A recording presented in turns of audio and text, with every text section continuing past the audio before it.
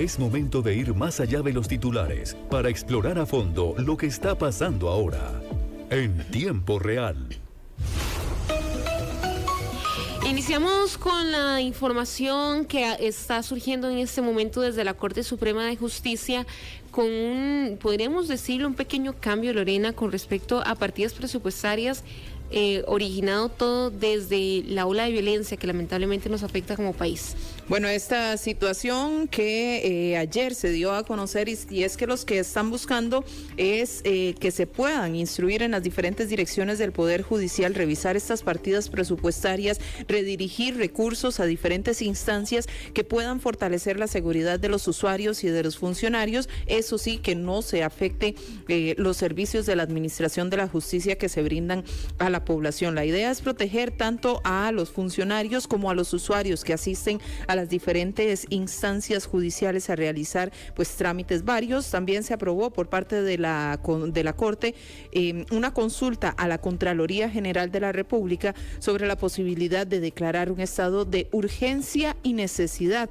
Esto, por tanto, permitiría disponer de fondos adicionales del Fondo de Emergencias del Poder Judicial y así reforzar justamente la seguridad en algunos circuitos judiciales como Limón, Pocosí y el primer circuito judicial de San José, parte de lo que se busca. Y escuchamos a Alonso Mata, él es vocero del Poder Judicial.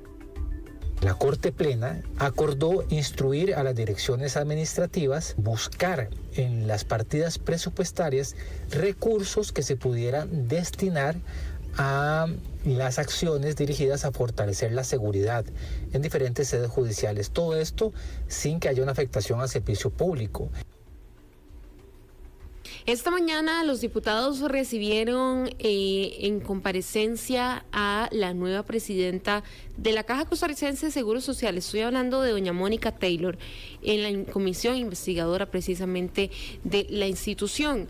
Hubo muchísimos cuestionamientos más allá, lamento yo, de los proyectos de la Caja, de los propósitos, del plan de trabajo y demás. Los diputados se centraron la discusión en la experiencia que tiene doña Mónica para poder estar en el puesto que hoy en día ocupa. Hubo muchos cuestionamientos sobre sus antecedentes laborales, si podríamos decirlo de esa manera. Y digo yo lamentable en un contexto donde recientemente la Junta Directiva de la Caja acaba de sesionar por primera vez después de 5 meses, donde hay más de 530 temas prioritarios que atender, donde las listas de espera siguen creciendo, y hay un sinnúmero de cosas más que podríamos enumerar solamente en el sector salud, y que los diputados pueden ejercer esa labor de nosotros los ciudadanos muchas veces no tenemos acceso, que es cuestionar a los jerarcas sobre las cosas prioritarias para la ciudadanía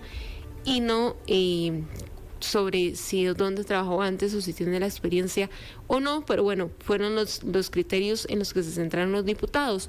Además de eso también, y fue de lo poco que se cuestionó, con respecto al avance del Hospital de Cartago, que esto lo hizo doña Paulina Ramírez, una diputada que ha estado poniéndole el dedo sobre el renglón al tema, y también con respecto al Hospital de Alajuela, que ha sido noticia en los últimos días porque está saturado y no da abasto. Escuchamos a doña Andrea Álvarez, diputada de Liberación Nacional y presidenta además de esta comisión. ¿Usted podría darme ejemplos específicos, por favor? ¿De proyectos en los que se ha trabajado o a qué se refiere? Que tenga que ver con temas de salud que acrediten que usted haya sido electa como presidenta ejecutiva. Bueno, parte de la experiencia es que durante casi los 3 años que trabajé con el presidente, desde el día 1, pues vimos los temas cajas, distintos proyectos, precisamente parte de esto el portafolio de inversiones, parte de eso la ruta de salud digital, listas de espera, parte de eso pues obviamente toda lo que tiene que ver con el día a día de la caja. De hecho, esta comparecencia... Muchas gracias, doña Mónica. Nada más que con su respuesta me acaba de quedar claro una hipótesis que yo tenía, que es que el presidente de la República sí se mete en temas del día a día de la Caja y no como ellos han alegado cuando los convocamos a esta comisión que había autonomía de la institución. Me permito hacer una aclaración, no se metió en el día a día la Caja, o sea, precisamente lo que iba de conocimiento del señor presidente, pues obviamente sí tenía que verlo. Yo no tenía una relación directa con la Caja. Sí, pero el hecho de que se vieran temas desde el despacho, pues a mí lo que me deja claro es que sí ha habido una dirección por parte de la Presidencia de la República en ese tema. En Contexto, por Extra Radio.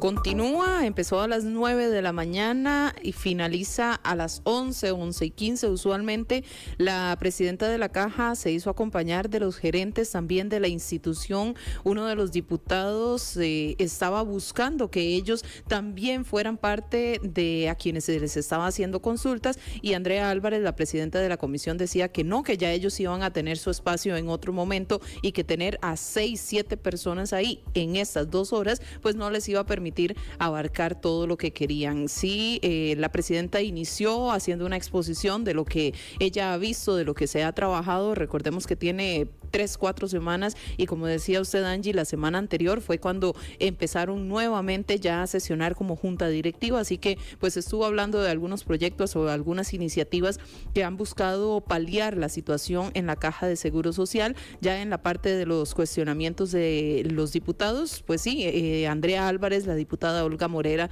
también le cuestionaban con respecto a su acreditación para poder ser presidenta ejecutiva de la Caja, qué conocimiento tiene en relación con toda esta situación que se ha estado presentando en los últimos años, la parte de la deuda, pues los hospitales, y bueno, la conferencia o la comparecencia de la jerarca, que todavía sigue en desarrollo, posiblemente hasta las 11:15. Yo no cuestiono el hecho de que los diputados le cuestionen a ella su idoneidad para el puesto, porque en efecto es algo que también había que cuestionar. Lo que a mí me parece es que centrar toda una comparecencia en ese tema, cuando hay tantas cosas, es como un desperdicio, me parece a mí, de tiempo. Pero yo lo que creo es que la llamaron muy pronto, porque la comisión nace por el tema del caso Barrenador, todo lo relacionado con la adjudicación de los EBAIS, y ella pues de cierta forma no tenía nada que ver, o no tiene mucho que ver con eso, porque trabajaba en el despacho del presidente, si no me equivoco, por ahí era que venía el cuestionamiento, y pues sí, ella no está directamente relacionada, quizás por tema de agendas, que también ya había sucedido con otras personas que habían ido a comparecer en semanas anteriores, pues ella podía este martes y fue a quien se le llamó, pero específicamente, por lo menos durante este ratito que pude estar escuchando y dando seguimiento, no se habló tanto en detalle con respecto a a la adjudicación de los EBAIS, con respecto a la atención propiamente de en salud. Sí, la diputada Katia, se me va el apellido, de Liberación Nacional. Cárdenas. No. Rivera. Katia Rivera, de Liberación Nacional, le hacía el cuestionamiento sobre los médicos especialistas, que si hay una reunión, que cómo se va a hacer eso relacionado con la parte del salario global y toda la situación que es parte de lo que ha generado esa fuga de especialistas. Pero bueno, esta comparecencia que entonces todavía está en desarrollo. Yo creo que con el tema de salud, es que ¿sabe qué es lo que pasa, Lorena? Que no es, y me parece a mí uno de los temas más sensibles, porque no es solamente un tema de números o cifras, es la calidad de vida de muchísima gente que espera meses, años por atención médica. Continuamos con temas nacionales. Hay noticia de nuevo con el caso Diamante. Con respecto al caso Diamante, también hemos estado mencionando lo que solicitó o el Tribunal de la Inspección Judicial, que abrió un proceso disciplinario por un aparente error que llevó a la anulación de la declaratoria de crimen organizado en el caso caso Diamante, como se le ha llamado policialmente. Esta causa se abrió de oficio y se tramita en la etapa de investigación preliminar, un proceso que se desarrolla contra ignorado, es decir, que todavía no figuran personas individualizadas en esta pesquisa. La apertura de la causa disciplinaria llega un día después de que se dio a conocer que el Tribunal Penal de Hacienda y de la Función Pública había declarado la ilegalidad y también la ineficacia de esta resolución previa del juzgado penal, donde se había acogido un pedido para tramitar el escándalo de presunta corrupción bajo la modalidad especial de delincuencia organizada. Varias situaciones apelaciones en torno a esto también, que el Tribunal Penal de Hacienda declaró con lugar estas apelaciones planteadas por los defensores en el escándalo de la supuesta corrupción en las obras públicas del sector municipal, luego de que se determinara mediante diferentes apelaciones que el órgano jurisdiccional en primera instancia pues había echado mano de un machote al resolver, y ahí fue donde entonces de cierta forma queda en nada, por error, en esta declaratoria de crimen organizado quedan las menciones de los delitos relacionados con una pesquisa que se seguía por aparentes homicidios, o más bien por aparente homicidio y abortos, es decir, no tenía pero nada que ver con el expediente del caso Diamante. Entonces, pues no se avanzó mucho. Escuchamos precisamente uno de los implicados, uno de los abogados defensores de este caso.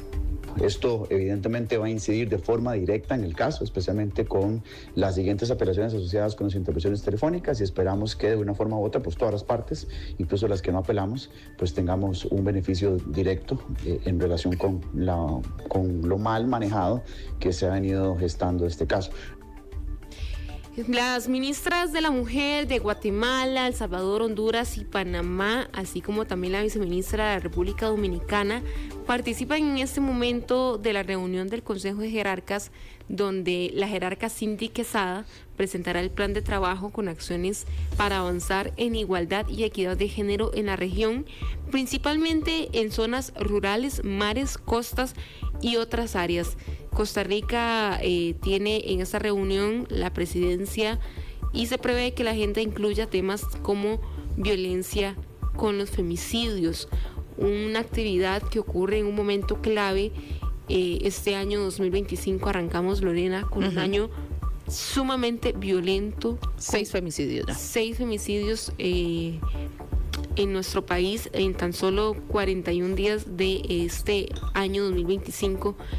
Y yo creo que ojalá, quisiera ser positiva, la verdad, quisiera ser positiva en que va a salir algo de aquí, pero es que siempre, y lo decía una vez aquí don Henry, siempre que ocurren femicidios y hacemos entrevistas o abordamos el tema, hablamos de estrategias, de cosas que van a suceder, de cosas, y nunca sucede nada, o tal vez no vemos el impacto de esas acciones que nos dicen que van a ejecutar. Sí, bueno, ahí es un tema complicado que tiene que abordarse desde muchas aristas, desde la parte de apoyo a la mujer para poder denunciar, para poder evitar a toda costa cualquier situación de violencia o cualquier cosa que vaya a agravar una situación de violencia que ya se esté dando, por ejemplo, en una relación de pareja, que es donde usualmente se da con parejas inclusive pues permanentes o con exparejas, que también ahí en ese caso se considera un femicidio. Así que sí, abordarlo tanto desde la parte de ayuda a ellas como la parte de prevención, porque en algunas ocasiones inclusive pues se les ha puesto la orden de restricción a los femicidas y bueno, terminan haciéndose como si no existiera y pues acabando lamentablemente con la vida de las mujeres. Sí, definitivamente es un tema que abordar y que ya las autoridades además le están dando un nuevo enfoque, y es con respecto a la manera en cómo se informa cuando estos hechos ocurren, para no incentivar a otras personas a cometer hechos similares. Vamos a cambiar de tema porque, Lorena, resulta que en Aguacaliente de Cartago, en el sector de Cocorí, se encontraron restos humanos y tumbas de yacimientos donde se estaba realizando un estudio arqueológico. Sí, esto pues en Cartago sí hay varios hallazgos que ya se han dado en otros o en esa misma zona aledaña, y en esta ocasión fue en Cocorí donde encontraron restos humanos, tumbas.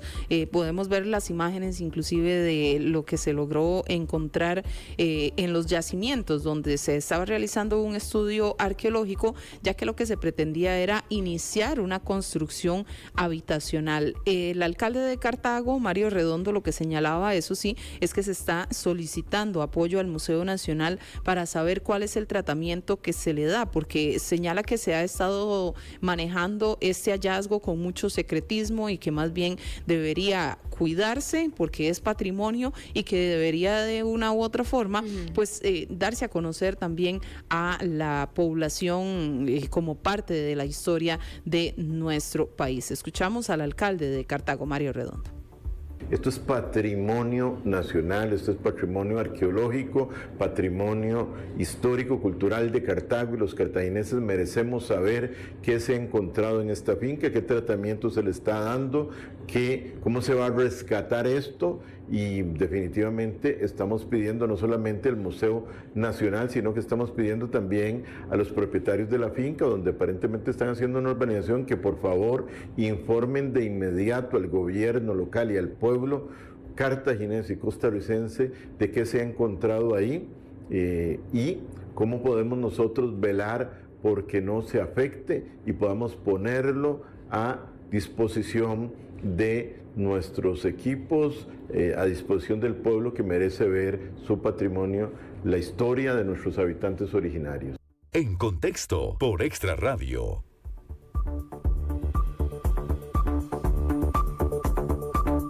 Vamos a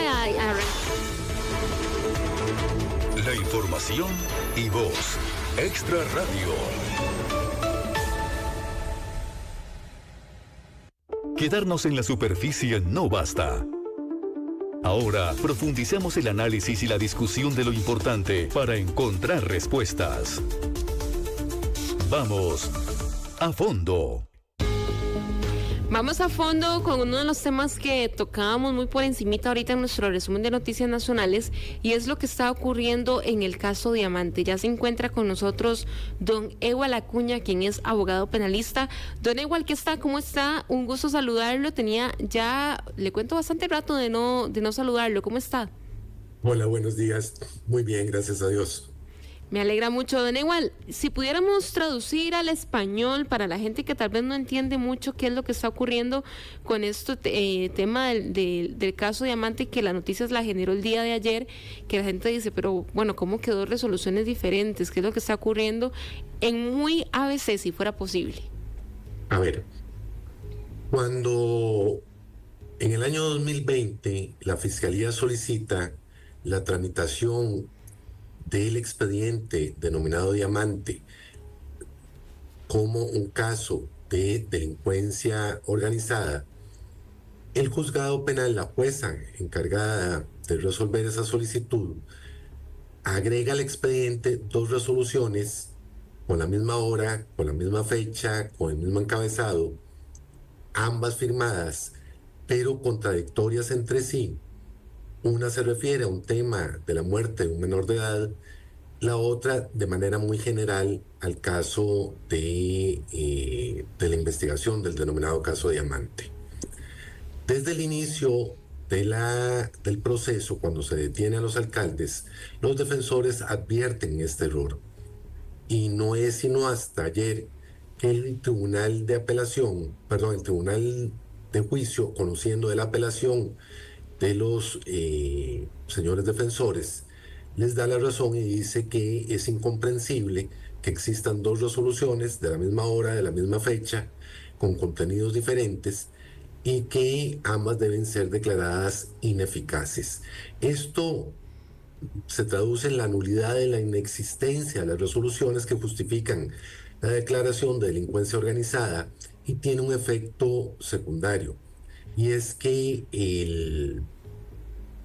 en el año 2020, la única posibilidad de realizar intervención de las comunicaciones en casos de corrupción de la función pública se podía dar si el caso se tramitaba como delincuencia organizada. Al dejar de existir esta resolución por haber sido mal dictada, las intervenciones telefónicas con muy alta probabilidad serán declaradas nulas, y ahí el efecto es la inexistencia de elementos probatorios para sostener la causa. Es decir, se va a caer el caso. Sí, así es. ¿Por qué si desde un principio se alertó sobre este error, no se hizo nada al respecto? Porque el error no es corregible, es un error de tan grave envergadura que es irreparable. No se puede dictar 2 resoluciones, o no se debe dictar 2 resoluciones contradictorias sobre el mismo tema, con la misma fecha y con la misma hora. Eso no es remediable, y la resolución de ayer es definitiva. Pero, ¿y ahora qué procede? El siguiente paso será que muy probablemente los defensores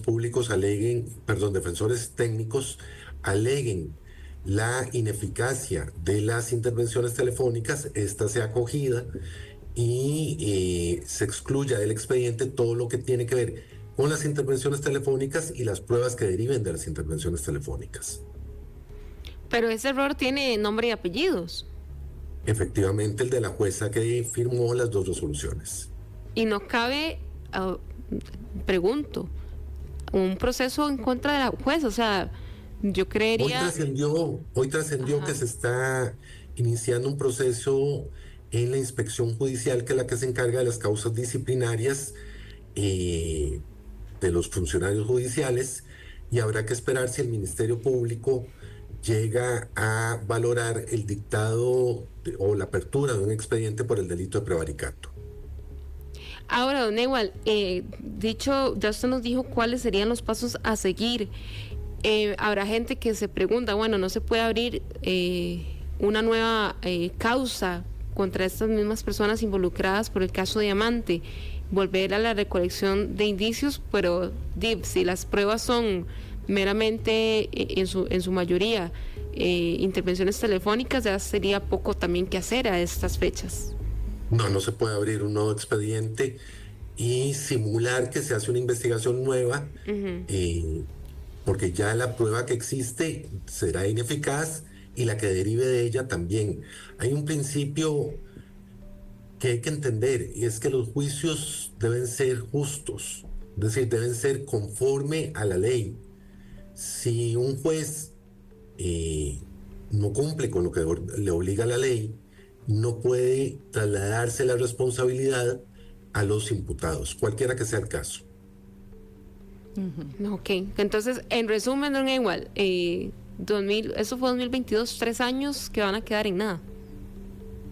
Efectivamente, con un desgaste altísimo de recursos del OIJ, de recursos de la Fiscalía, y de una manera para mí incomprensible que se haya dictado esa resolución.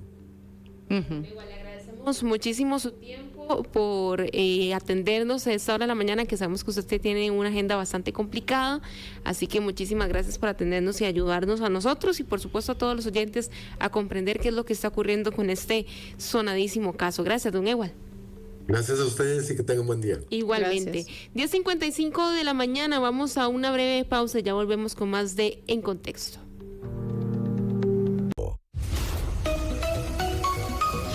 11:01 de la mañana, continuamos con más de En Contexto. Ya tenemos la cabina de los 92.3 llena de nuestros compañeros periodistas de Grupo Extra que nos traen un adelanto de lo que están trabajando y lo que ustedes van a poder ver por los diferentes medios de Grupo Extra, tanto el periódico como digital y por supuesto también televisión.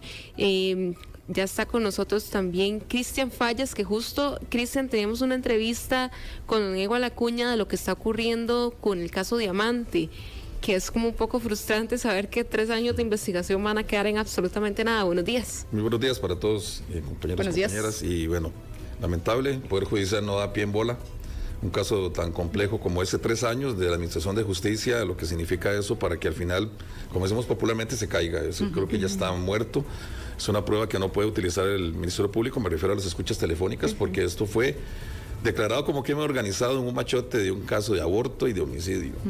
Es un copy-paste y el día de hoy ya se nos ha comunicado que se abre un proceso disciplinario para esta jueza, para esta juzgadora que ha hecho este tipo de resolución, ¿verdad? Es un caso complejísimo y donde se puede exponer desde un jaloncito de oreja, ya sabemos, hasta el despido, revocatoria de su nombramiento, que hay que recordar que la inspección judicial lo puede hacer, pero tiene el nivel de apelación ante la Corte Suprema, precisamente.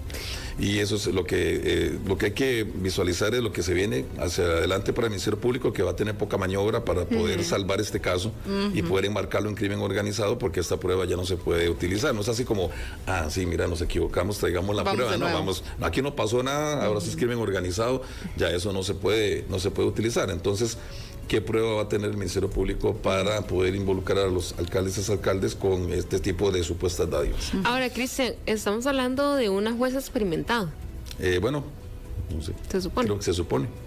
Digo, es que no es como un error que uno pueda decir, me falta una coma. Claro, y por eso es el reproche es mayor, ¿no? Porque se supone que, ahora, también salta la pregunta que la hacemos, el Ministerio Público que no leyó tampoco la acusación que está llevando en contra de estas personas. Total. Porque tuvo que haber leído el expediente y dice, mira, estás acusando de aborto. Lo que me llamaba la atención es que los mismos abogados lo habían alertado desde el principio del caso. Ya lo habían dicho y siguieron hacia adelante, no sé con qué intención, para que después, 3 años después, digan, mira, sí, tienen razón. Y que venga un juez y en 6 paginitas diga, esto no es crimen organizado, tiene que ir a la vida ordinaria como sea, y esto es lo que tiene que ser resuelto desde un inicio. Y eso es lo que se está visualizando en este momento. Y la Fiscalía no ha querido ahondar, dice que simplemente van a analizar el fallo de 6 páginas, donde se dice esto no es de crimen organizado, pero bueno, ellos tendrán su posición. Y por su parte el Poder Judicial es el único que ha reaccionado en el sentido de abrir el proceso disciplinario, que creo que era lo mínimo que se podría hacer y se podría esperar después de lo que ha pasado. El caso de Heiner Zamora en Guapiles, ¿verdad? El apresurado ya. Que de hecho eso era el otro tema que le quería consultar, porque ayer veía una nota suya de que apenas 41 días del año y ya van 100 homicidios. Ya hoy lo superamos con el que ocurrió en Santa Ana. No se anuncian o no he escuchado yo tampoco como acciones concretas de momento, ni por parte de las autoridades, ni iniciativas de diputados.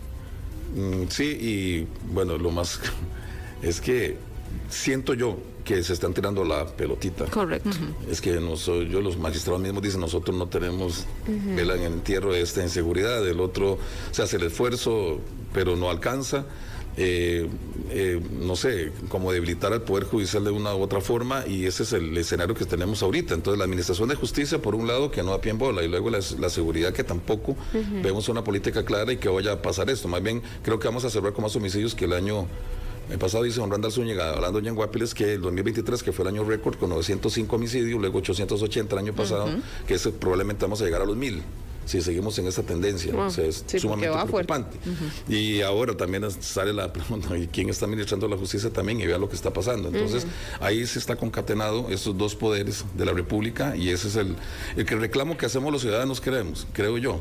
Que no sentirse como burlado, como hagan su trabajo bien, nosotros hacemos también lo propio, el país está esperando respuestas, pero más bien es como que es una tras otra.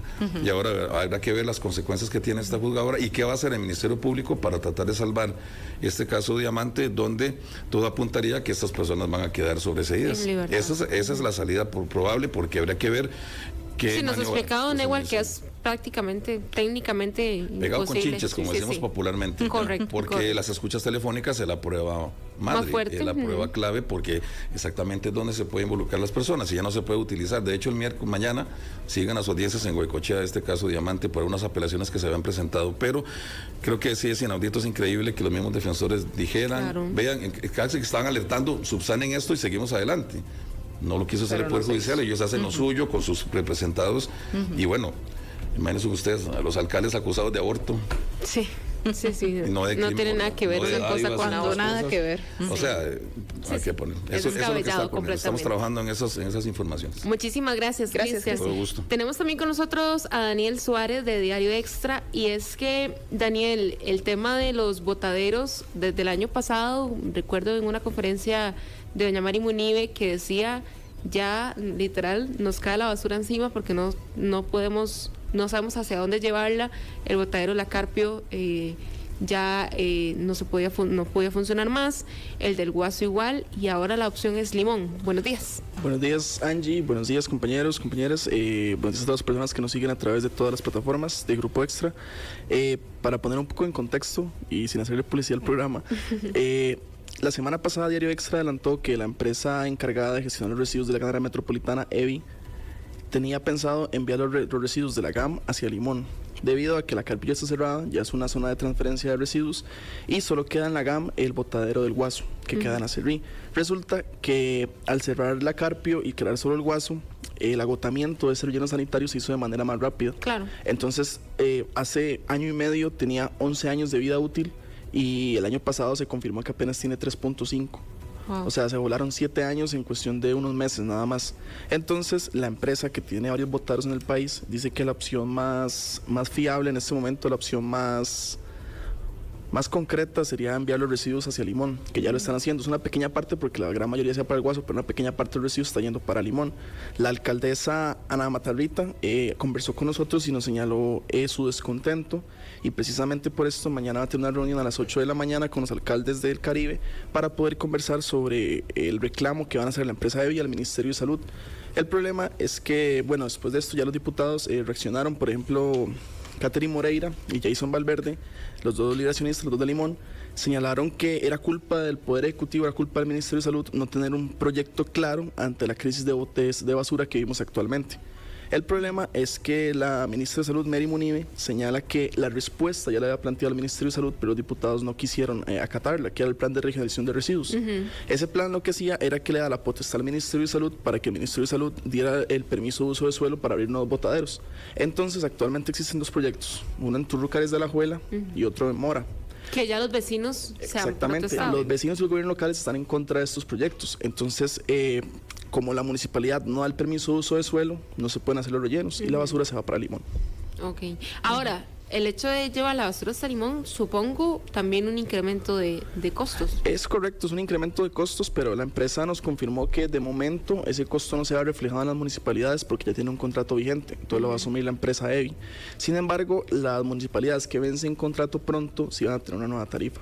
Ok, bueno, y ahí la afectación del usuario. Exactamente, y también es un problema de salud pública. Correcto. Imagínese usted camiones y camiones de basura trasladando los residuos desde distancias de más de 100 kilómetros. Es un problema para la salud pública. Sí, y tal vez voy a decir algo, el hecho de que le vayan a cobrar esto un poquito más a la gente, tal vez solo así la gente es consciente de lo importante que es desechar adecuadamente la basura, y no solo eso, la cantidad de basura que estamos generando, porque nos va a terminar cayendo encima. Eso es un hecho. Claro que sí. Muchísimas gracias, Dani. Con mucho gusto. También tenemos aquí en cabina a William Aguilar. ¿Sí? Dije bien el apellido. Yo soy pésima, William, para los nombres, de una vez le digo. Que nos trae un tema bastante interesante con respecto a la evasión de impuestos, que yo diría siempre ha sido el tema aquí con respecto a cómo le damos seguimiento a que no haya evasión. Buenos días. Muy buenos días. Muchísimas gracias también por invitarme por acá. Pues te comento, sí, el Banco Central de Costa Rica está discutiendo en este momento, la Junta Directiva, sí invierte $92,000, un poco más de 47 millones de colones, este año en la actualización de un sistema de información en un sitio web donde permite compartir datos desde Costa Rica hacia Estados Unidos para ver si hay ciudadanos norteamericanos radicados en Costa Rica que estén evadiendo impuestos. Esto fue a solicitud del Ministerio de Hacienda, que en noviembre del año pasado mandó una petición al banco precisamente porque las autoridades estadounidenses dijeron que se necesitan realizar al menos 6 cambios en el sistema que tenemos ahorita en Costa Rica. En este momento se discute dentro del banco si eventualmente será el ente emisor el que asuma los cargos, si el que asuma ese costo, o si eventualmente sería el Ministerio de Hacienda o alguna otra entidad la que pagaría los cambios que deberían de hacerse en el sistema web. Ahora, la cantidad de dinero que se quiere invertir, ¿realmente vale la pena con lo que podríamos dejar de estar percibiendo de impuestos? El tema, más que de dejar de percibir, son las informaciones que las entidades bancarias, digamos, es un sistema o el sitio web que se indica donde las entidades bancarias, digamos, el Banco X, digamos, el Banco Nacional, tiene las cuentas de una persona de Estados Unidos. Ahí se dice básicamente cuánto es lo que gana o cuánto es lo que está aportando diariamente y de dónde vienen esos financiamientos. Vamos a ver, esa persona estadounidense que vive, digamos, en Grecia o en Atenas o en Guanacaste, tiene que reportar de dónde es que están llegando esos ingresos para poder meterlos en esa cuenta bancaria. Esa información se la pasamos directamente a las autoridades tributarias de Estados Unidos. Ok. Bueno, lo vamos a poder leer mañana en Diario Extra. Sí, con mucho gusto. Pueden encontrar toda la información mañana en la página de Economía. Muchísimas gracias, William. Nosotros vamos a continuar con más de En Contexto. No se despegue los 92.3 porque traemos una entrevista bastante bonita. Ya casi. La información no para. Nosotros a fondo. 11:13 de la mañana, 11:14 ya de la mañana, continuamos con más de En Contexto y vamos a tener una entrevista bastante llamativa. Yo que soy dueña de mascotas, leí el titular y dije, ay, ¿cómo es eso? Bastante interesante y nos encuentra con nosotros en cabina nuestra compañera de Diario Extra, Marcia Solano. Buenos días, Marcia. Hola, buenos días, ¿cómo están? ¿Todo bien? Días. Qué dicha. Interesante la propuesta que nos trae usted de entrevista. La voy a dejar que salude usted al invitado porque usted es la que nos va a desarrollar el tema, pero para que la gente se ubique, todos aquellos papás y mamás perrunas, alimentos para mascotas a base de insectos. Correcto, aquí tenemos a Alexandre Carmona. Él es uno de los cofundadores de la empresa costarricense pionera en Latinoamérica dedicada a la producción de proteína de insectos para la industria de nutrición animal. Alexandre, aquí lo tenemos, ¿verdad? ¿Cómo está? Un gusto, un placer estar acá con ustedes. Muchas gracias. Gracias. No sé si nos puedes contar un poco de cómo funciona la empresa en primer lugar, qué es lo que ustedes hacen en resumidas cuentas. Claro que sí. Bueno, Pronuvo es una empresa completamente costarricense, a diferencia de los fundadores, que somos mis dos hermanos y yo. Nosotros somos mitad brasilero, mitad filipinos, pero hicimos esta empresa acá en Costa Rica. Y nos dedicamos a la producción sostenible de larva de la mosca soldado negra para el alimento animal. Es una proteína que además de ser de muy alta calidad es muy sostenible, que lo hace muy atractivo para este tipo de alimentación animal. ¿Cómo es el proceso para la creación de este alimento para mascotas? Claro que sí. Entonces el objetivo acá en Pronuvo es crear una economía completamente circular. ¿Qué es una economía circular? Es básicamente un proceso donde uno coge desechos de otras industrias, de otras empresas, y lo usas como materia prima para hacer un producto de alto valor. Y en ese mismo proceso no generas ningún tipo de desecho propio.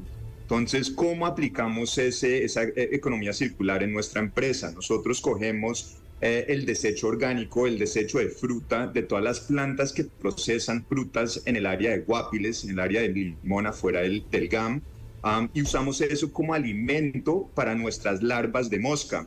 Esta larva es una larva muy especial, es muy diferente a una larva común y corriente. Esta larva específicamente, esta especie de mosca, es considerada como uno de los descomponedores más eficientes de la naturaleza. Es capaz de consumir hasta 2 veces su propio peso en material orgánico todos los días, y eso es lo que convierte en proteína y aceites y grasas que son excelentes para los animales. Entonces, ¿qué hacemos nosotros? Cogemos todo ese desecho orgánico que hubiera sido botado, enterrado y básicamente convertido en metano, y lo usamos como alimento para las larvas. La larva consume el desecho, se engorda, nosotros después separamos la larva de la excreta de la larva y nos quedamos con 2 productos. El primero, el principal, es la proteína, o sea, la larva en sí, que es lo que exportamos a otros países, Estados Unidos, Canadá, y por otro lado quedamos con esa excreta de larva. Esa excreta no es un desecho, de hecho es un abono, un fertilizante de muy alta calidad que comercializamos a nivel nacional, ya que estamos en una zona tan agrícola. Es un producto muy cotizado y muy valioso para nuestros vecinos y nuestra comunidad. Es decir, de una sola larva sale alimento para mascotas y al mismo tiempo abono también. Exactamente. O sea, la larva come el desecho de las procesadoras de frutas, en este caso mucho cáscara de banano, por ejemplo, porque hacen puré de banano y botan la cáscara. Entonces, come la cáscara de banano, se engorda, y la larva en sí se convierte en la proteína, viene siendo la proteína que es excelente para los animales, y mientras come también, como cualquier ser vivo, deja una excreta, y esa excreta es un abono de alta calidad para nutrición vegetal. ¿Cómo ha sido el proceso de introducción al mercado nacional? Porque ya nos comentaba usted de que es un producto que también exportan, pero a nivel nacional, de algo tan novedoso y que la gente vaya aceptando, porque al principio, ¿verdad? Cuando uno lee solo la información por encimita se queda como medio extraño. Claramente es algo a lo que uno no está acostumbrado. Claro que sí. Bueno, tienes toda la razón. Uno escucha proteína de insecto, alimento de insecto y la persona común y corriente dice, uy, no, pues, ¿cómo así? ¿Qué insecto? ¿Qué asco? Porque una mosca, una larva de mosca, además, hay unas asociaciones muy negativas y connotaciones completamente negativas con la industria.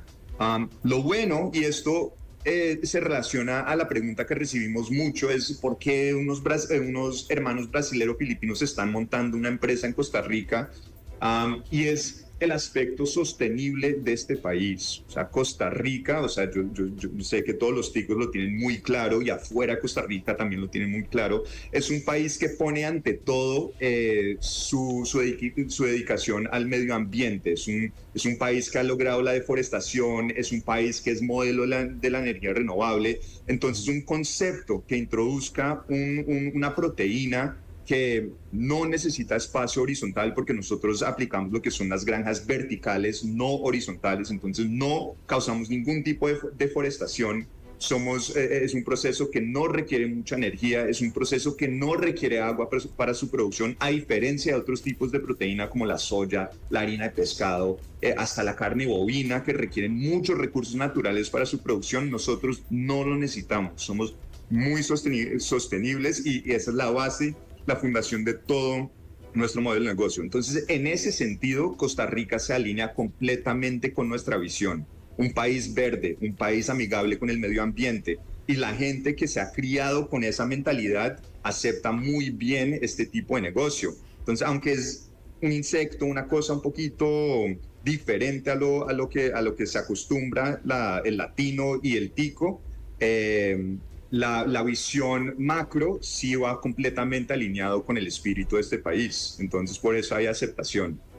Alexandre, antes de seguir con la entrevista, porque tal vez la gente se pregunta, bueno, ¿y a qué viene la entrevista? Y es que Diario Extra tiene semanalmente una sección dedicada a pymes, que de hecho Marcia la vez pasada nos trae también un emprendimiento de ropa para personas de plus size. Y ahora nos trae esta otra empresa, que la idea es precisamente que la gente conozca lo que se está haciendo aquí en el país, que hay además muchísimo talento, y que conozca las empresas que han nacido en nuestro país para apoyar también en que puedan ir creciendo.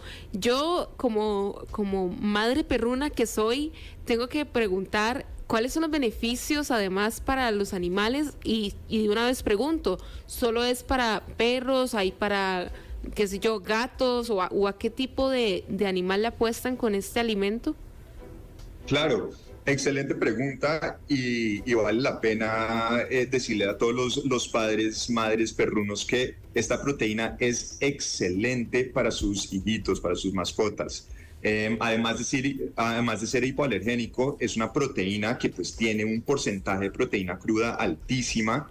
Hay un estudio que salió hace varios años a estas alturas del BVI, British Veterinary Institute, el Instituto Veterinario de Inglaterra. Y básicamente se enfoca en por qué la proteína de insecto es la mejor proteína que le puedes dar a tu mascota en el mundo, mejor que cualquier tipo de carne, pollo, cerdo. Este es el mejor, y lo analiza a nivel de aminoácidos, a nivel de contenido proteico, el hecho que es hipoalergénico, pero también resalta algo muy importante que hoy en día los padres perrunos también toman con mucha seriedad, y es el tema sostenible. Yo sé que lo he dicho varias veces, pero sí.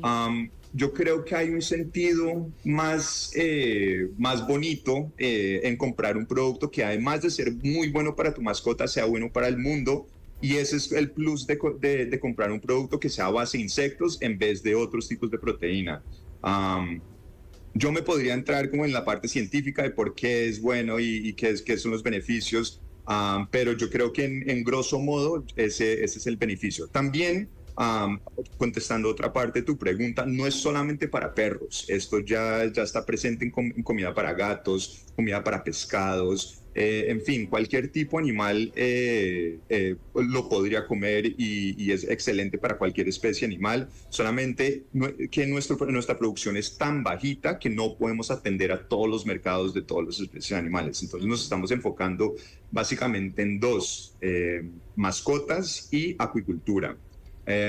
Vale la pena resaltar también que los insectos siempre han sido parte de la dieta natural de varias especies, de aves, de pescados. Entonces tiene una palatabilidad y una digestibilidad natural para todas estas especies animales que no tienen otros tipos de proteínas. Marcia tenía una consulta, ¿verdad? Así es. Alexandre, ¿nos podría comentar cuál es la cantidad mensualmente que ustedes exportan y cuál es la meta para este año y los próximos? Listo, nosotros tenemos una planta ahorita en la Rita de Guapiles que tiene una capacidad máxima de producir entre 150 y 200 toneladas de proteína seca al mes. El objetivo con Pronuvo es expandir, seguir creciendo, aprovechar que somos pioneros acá y hay mucho espacio para seguir creciendo y duplicar esa capacidad de la planta. Entonces, dentro de 2 años estar produciendo entre 200 y 300 toneladas de proteína seca. También queremos crecer afuera de Costa Rica, crecer internacionalmente a otros países latinoamericanos. Esta especie de mosca soldado negra, es nativa de países latinos. Es una mosca completamente tropical. Es una mosca que necesita calor, que necesita humedad, que necesita luz natural para sobrevivir y reproducirse. Si uno ve los otros países que lo están produciendo, porque no somos los primeros, somos primeros en Latinoamérica, pero no primeros a nivel mundial, pero los otros países que se dedican a esta producción de mosca soldado están ubicados en Europa, están en Canadá, Estados Unidos, y son países que tienen inviernos muy fríos y veranos muy calientes. Entonces ellos tienen que gastar mucho dinero en recrear ecosistemas tropicales que nosotros tenemos naturalmente 365 días del año.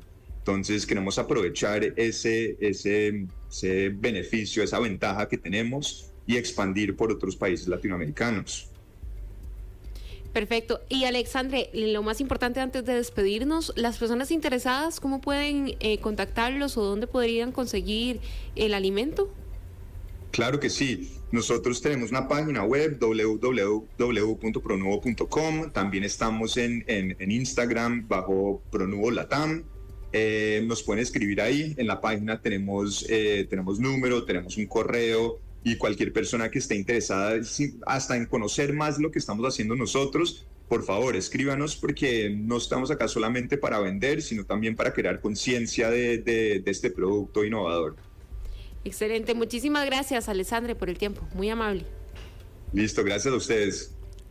Era Alexandre Carmona, cofundador de Pronuvo, con esta propuesta bastante innovadora de un alimento para mascotas a base de insectos, que nos lo traía Marcia, que está siempre muy atenta a la sección para las pymes, que la pueden encontrar todos los martes, ¿es así, verdad? Así es, todos los martes. Y aquí la vamos a tener para que nos cuente. Ya veremos qué nos trae el próximo martes, entonces. Si es algo de alimentos, Marcia, le cuento que tiene que traer a la cabina para nosotros dar el visto bueno. Va a ser una sorpresa, entonces todavía no les puedo decir. Muy bien, muy bien. Continuamos con más. Vamos a ir a una breve pausa comercial y ya venimos.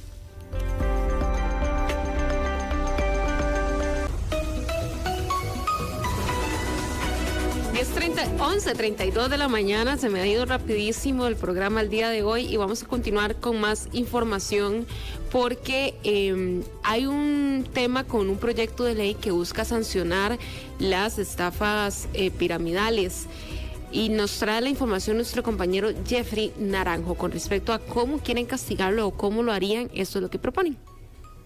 No hay casos en investigación sobre estafas piramidales actualmente en manos de la Fiscalía Adjunta de Fraudes del Ministerio Público. ¿Por qué?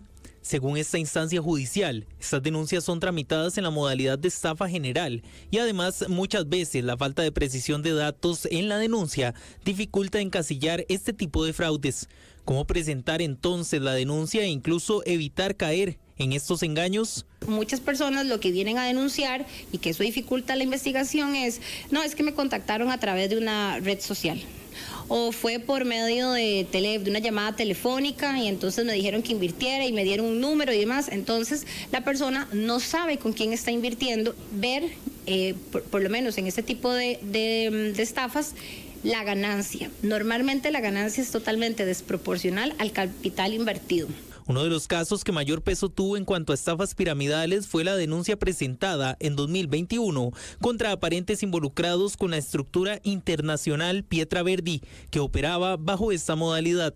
Sin embargo, este caso fue desestimado. Pues no se logró la individualización de los imputados, todo esto en virtud de que los hechos iniciaron o se orquestaron propiamente en lo que fue en Brasil. Entonces eso dificultó poder determinar la participación de alguna persona en específico. Las penas por estafa en nuestro país estipuladas en el Código Penal son de entre 3 meses y hasta 10 años de cárcel, según el monto estafado. Un reciente proyecto de ley que, si bien aún está en trámite en la Asamblea Legislativa, busca además extender estas sanciones también a involucrados indirectos dentro de este tipo de engaños.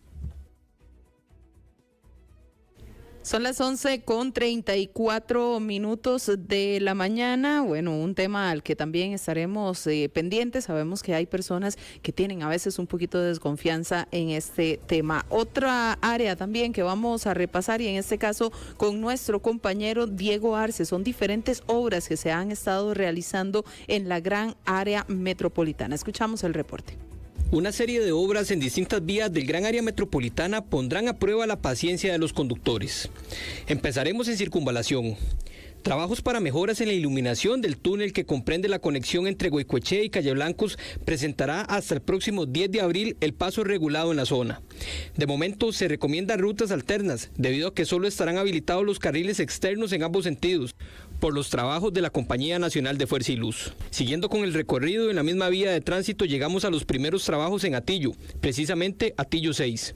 Acá se trabaja en el túnel que servirá como paso en la autopista, por lo que Policía de Tránsito y las autoridades del MOP invitan a tomar las precauciones del caso al pasar por esta zona, ya que la finalización de la obra se estima para febrero del 2026. A pocos metros de distancia en este mismo distrito llegamos al paso elevado entre Atillo 7 y 8.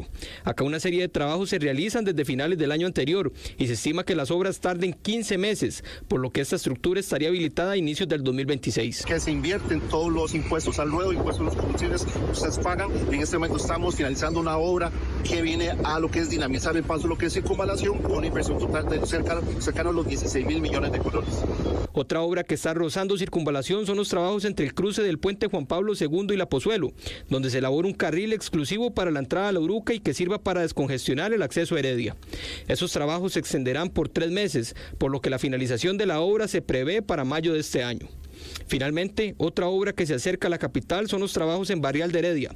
Acá se trabaja en instalación de semáforos, aceras, alambrado público, drenajes, entre otras mejoras, las cuales se estarían finalizando en julio próximo. Estos son solamente 5 obras que se generan en distintas partes del GAN, donde se les recuerda a los conductores tener la prudencia, responsabilidad y cordura ante las posibles presas que se puedan topar.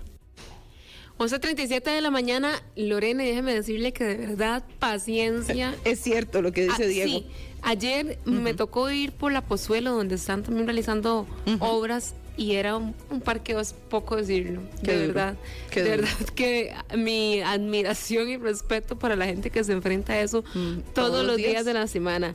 Vamos a continuar con otros temas. Nuestra compañera Maricruz Brenes nos trae información con respecto al más reciente estudio con la popularidad del presidente, porque don Rodrigo Chávez no pierde apoyo, pero el Poder Ejecutivo como tal sí es bastante cuestionado. Escuchamos los números en voz de Maricruz Vélez.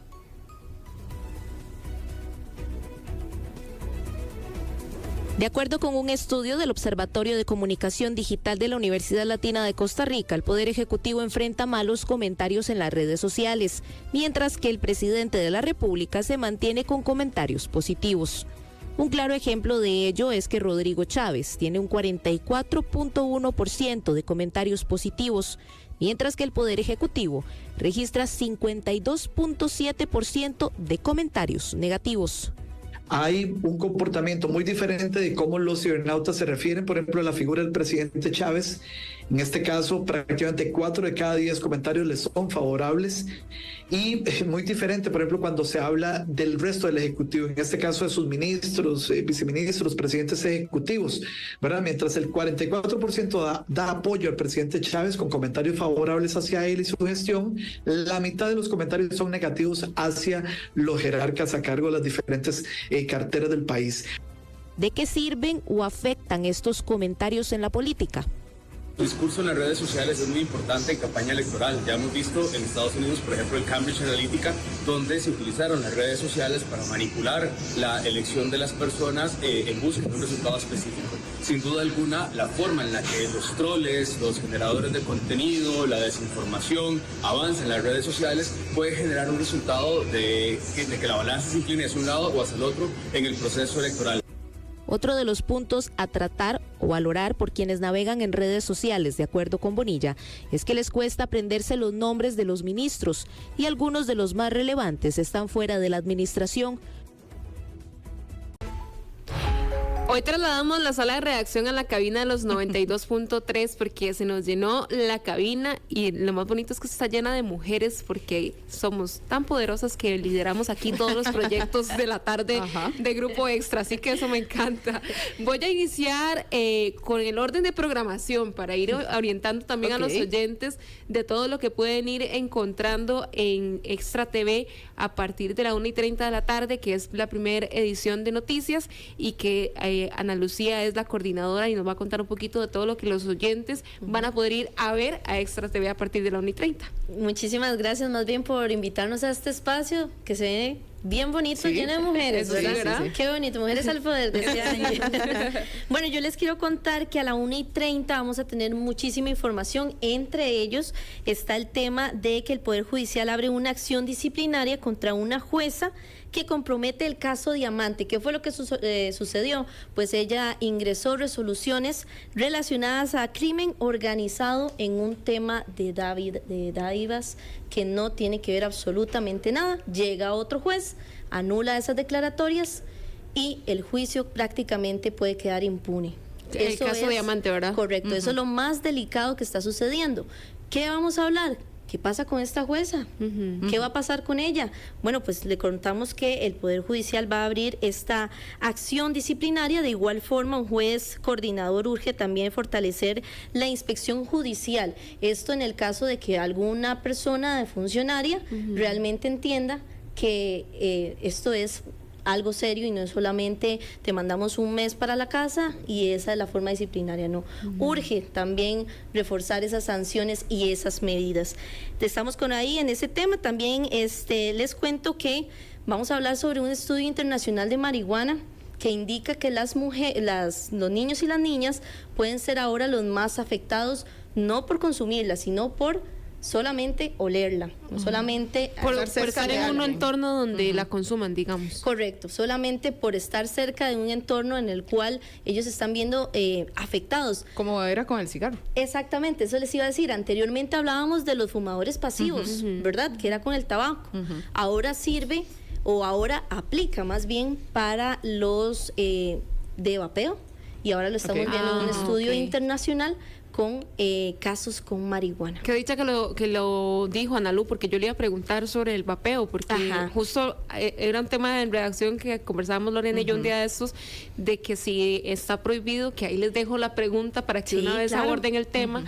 El vapeo en espacios públicos, que ya hay países que están migrando hacia eso. Aquí ya lo hicimos con el cigarro. Correcto, y sí sucede, digamos, sí hay espacios que son prohibido vapear, así como fumar, ¿verdad? No está tan controlado como el tabaco, pero no es por ley, o es sí dependiendo de cada establecimiento, o si es por ley. Hay una ley, pero no tiene no tiene el control como sí lo tiene el tabaco.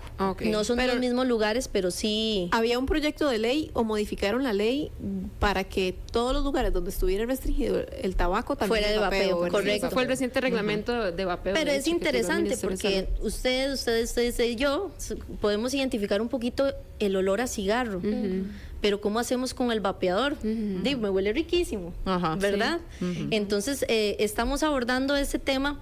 Uno, con el tema de este estudio internacional, con el consumo de marihuana que también está afectando a las personas menores, y también en el tema de vapeo. También llevamos un tema muy interesante de los casos que se han dado en Costa Rica de la enfermedad de vapeo. ¿Saben ustedes cómo se llama? ¿Cómo? Ay, tenía un nombre... EVALI se llama. Ajá. La enfermedad del vapeo. En Costa Rica hay 2 casos. Ah, importante. Solamente 2 casos, porque es una enfermedad muy nueva, para no darle la espalda a Jocelyn. Y estos casos, hay 2 en Costa Rica, y los 2 son de personas jóvenes. Una, un menor de edad, y otra, una muchacha veinteañera, bastante joven, que se dio el año pasado. Bueno, vamos a tener esos casos por ahí también. De hecho, en diarioextra.com hace poco hacíamos, con respecto al inicio de clases, hacíamos que una nota que la pueden encontrar en todas nuestras plataformas, sobre la entrada a clases y cómo camuflaban los vapeadores, ¿verdad? Es que aparte son aparatos súper amigables a la vista, digamos. Súper amigables, ¿verdad? El olor y todo, pero, o sea, los camuflaban en forma de tajador, en forma de un mouse. Entonces, ¿verdad? También preocupante cómo pueden ingresar este tipo de... Bueno, ve que definitivamente es un tema interesante que Analu lo trajo a la mesa y ya todos queremos opinar. Entonces lo tenemos en las diferentes plataformas. Sí, 1:30 de la tarde, Analu. 1:30, ya para terminar y contarles, porque ese es un tema muy, muy importante. Ustedes van a ver incluso qué tipos de vapeadores se ven muy, muy reconocidos en la calle. Lamentablemente va creciendo y es una moda, se ha convertido en una moda, ¿verdad? Total. Otro caso que pues muy lamentable, llegamos al homicidio número 100 en nuestro país. Vamos a llevar también ese tema, y uno de los casos que pues realmente impacta muchísimo, un señor se estaba subiendo al bus, yo creo que ya lo hemos dicho, ¿verdad? Y lamentablemente fue asesinado mientras iba a tomar el servicio público. Vamos a analizar un poquito cómo llegamos a ese homicidio número 100 ya en nuestro país, y también el tema muy importante, ¿qué vamos a hacer con nuestra basura en el país? ¿Cómo vamos a sí, realmente seguimos dándole seguimiento al tema de rellenos sanitarios? Hay municipalidades que están proponiendo algunas plantas gasificadoras, otras demás. ¿Qué dice el Ministerio de Salud con respecto a ese tema? A la 1:30. Menú bastante variadito, Analu, muchísimas gracias. Y después de a la 1:30 estar en Extra TV, se pueden pasar de nuevo a los 92.3, porque a las 3 de la tarde inicia Mucho que Contar, y ya está Jocelyn Soto, que es la productora del programa, para contarnos con qué nos van a sorprender hoy, porque en todas las tardes yo siempre me río mucho escuchándolos. Buenos días, Jos. Buenos días a todos los oyentes, a ustedes chiquillas acá. Buenos días. Bueno, tenemos 3 temas fuertes. El primero, vamos a estar conversando con el abogado Marco Figueroa sobre las salidas de los menores cuando un padre no le da permiso. Entonces, salidas del país. Ajá. ¿Qué se puede hacer? ¿Cuál es el proceso legal, verdad? Luego tenemos a Jorge Solís, que nos va a hablar sobre las tendencias en tecnología, apps con inteligencia artificial. Interesante. Y demás. Y luego vamos a tener a la psicóloga Marjorie Paniagua, que nos va a hablar sobre Enamórate de Vos. Ay, qué bonito tema. Sí, muy bien. Ya que viene el Día del Amor y la Amistad, entonces... Qué bonito. Más que cualquier cosa, el amor propio es lo más importante. Sí. También, bueno, en el Ratico Tico, los chicos los van a llevar a Playa Calzón de Pobre, donde queda, qué se puede hacer ahí. Entonces, todo eso. Que es muy bonito. Sí, lindísimo. A partir de las 3 de la tarde, en Mucho que Contar. Excelente, a las 3 de la tarde, 92.3, Mucho que Contar.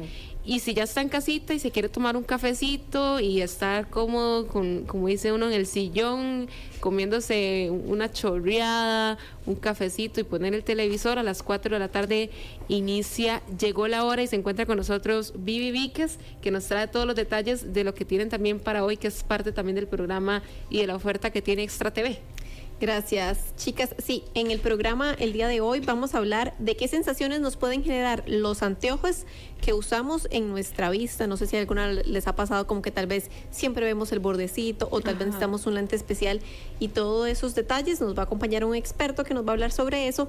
Y además también vamos a hablar sobre ahorrar o invertir, qué es lo más conveniente, según también depende del momento en la vida en el que estemos, y también el impacto que tienen las pymes informales en el país. Además, yo me voy a ir a hacer unas clases con solamente pesas rusas.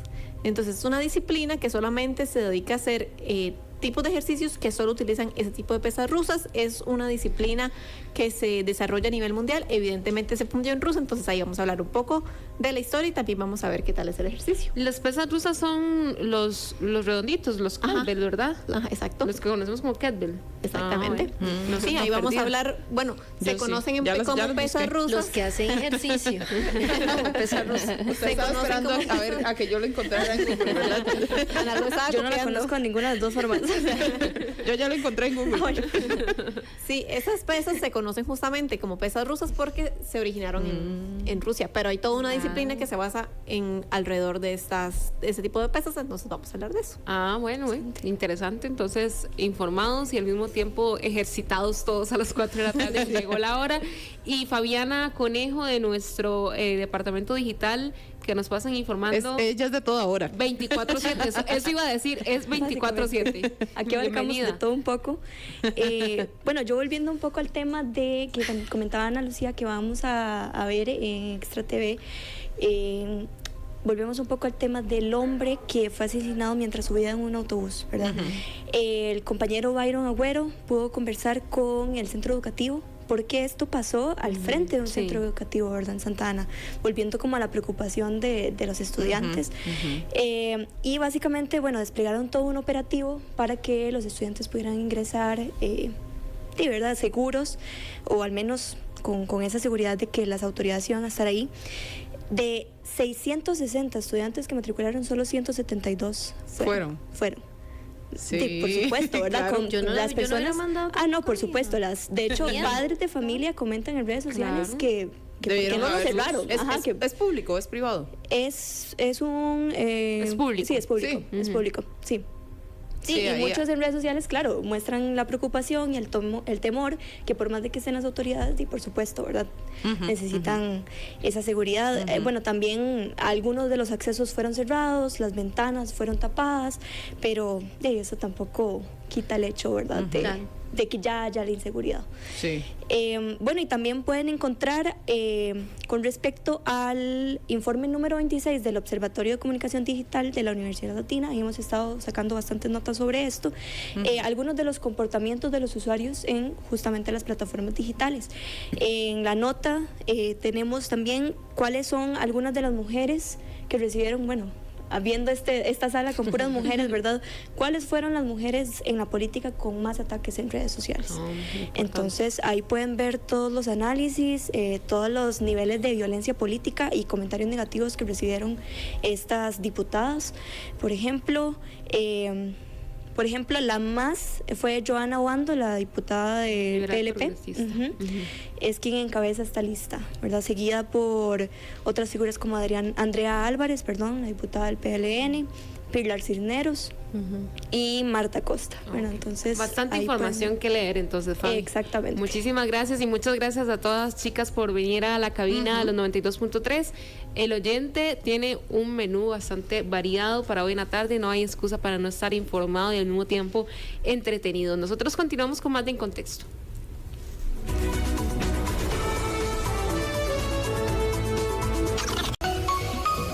¿Qué está pasando con las vacunas de la fiebre amarilla? Lo escuchamos, Leo Sandino tiene la respuesta. En algunas farmacias de cadena la vacuna de fiebre amarilla ya llegó. Sin embargo, la situación en otras farmacias tipo independientes es diferente. No nos han dado fecha, ¿verdad? Desde diciembre que se agotó, nos han dicho que está por volver, pero no nos han dado un motivo ni el por qué no ha vuelto. Ha sido muy complicado encontrar la vacuna, a pesar de que uno escucha de que a veces en algunas farmacias o en algunas cadenas todavía tienen, pero nosotros que somos farmacias independientes prácticamente no lo hemos logrado conseguir. Este tipo de boticas están viviendo una situación difícil, ya que actualmente hay muchas personas solicitando la vacuna para poder viajar. A pesar de que el gobierno ha dado como un periodo de gracia para poder viajar sin el uso de la vacuna, pero todavía hay personas que les urge y andan desesperadas, esa es la palabra, desesperadas, buscando en todo lado donde lo puedan conseguir. Sin embargo, no tienen una idea de cuándo las tendrían a disposición para el público. Inclusive, se piensa en pedirlas contra pedido del cliente. He visto situaciones como en redes sociales, que digamos hay una farmacia que dice que tiene, eso me pareció a mí muy extraño, ¿verdad? Pero la mayoría, digamos, de colegas con los que yo converso, no tenemos ahorita de por qué no tenemos nosotros. Mientras quienes la tienen, la ofrecen en precios que oscilan entre los 74.900 y los 79.000 colones. Actualmente el Ministerio de Salud extendió hasta el 11 de marzo la posibilidad de viajar sin necesidad de la vacuna. 11:54, con esta información llegamos al final de este programa de En Contexto, como siempre agradeciéndole muchísimo su compañía. Nos vemos y nos escuchamos, Dios mediante, mañana desde las 5 de la mañana, desde Buena Mañana. Hasta luego, Lori. Así es, ahí nos vamos a encontrar y vamos a ir repasando cuáles son esas informaciones que surgen en el resto del día, durante la noche y durante la madrugada. Muchísimas gracias.